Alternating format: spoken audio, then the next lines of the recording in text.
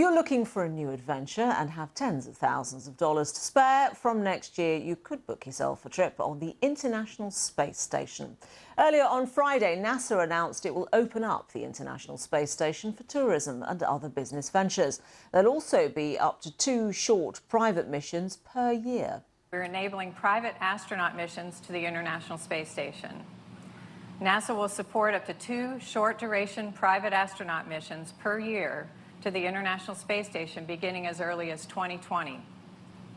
These missions will be privately funded, dedicated commercial space flights allowing approved commercial activities to be conducted on board the station. So now you know. Well, Keith Cowing is an astrobiologist, former NASA employee who now edits the online blog NASA Watch. Keith, what do you make of this? Well, it's not surprising. NASA has had, or rather the space station has had commercial visitors before, but it was always done through the Russians, and it was sort of an ad hoc sort of thing.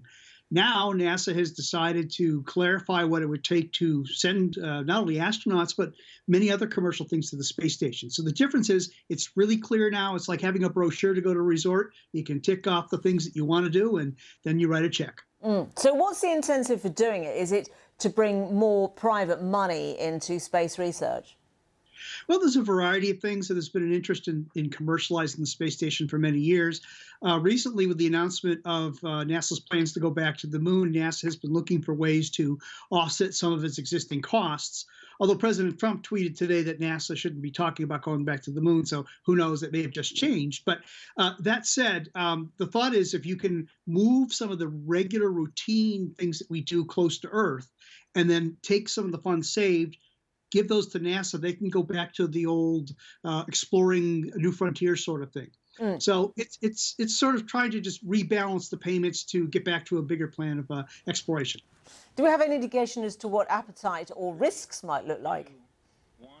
The risks are probably such that they're well known. I mean, we've had commercial astronauts go up before. There's certain health and safety requirements and training requirements.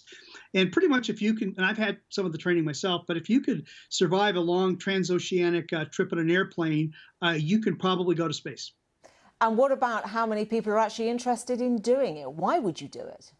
Well, I'd go, and maybe if you talk to your producer, maybe they can send you an assignment. There's a lot of people who would go. It's not really the matter of wanting to go. It's having the resources to pay for the ticket. That's the big showstopper. Yeah, right. How much do we think it might cost?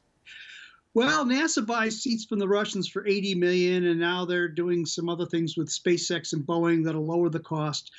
My guess would be that when all is said and done, you'll be spending somewhere like between $70 to $80 million to go up there for a couple of weeks.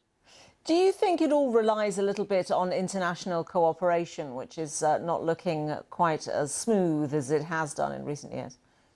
It does, and the interesting thing is as you watch the U.S. and Russia and other countries not getting along, the one place where they seem to get along just fine is in space. And other than little hiccups here and there, the operation of the International Space Station, international, all the countries that are involved has been amazingly smooth. So, if anything, how they run the International Space Station might be providing us lessons on how to get along back here on Earth.